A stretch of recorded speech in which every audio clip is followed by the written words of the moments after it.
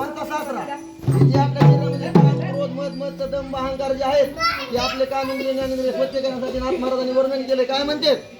सासरा माझा गावी गेला, सासरा माझा गावी गेला ना तिकडच खप्यो त्याला अन सत्वर पाव ग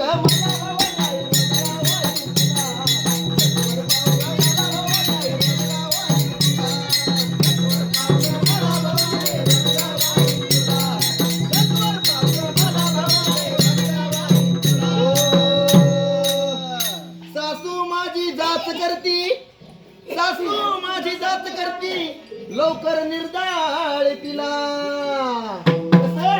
सत्वर पाव ग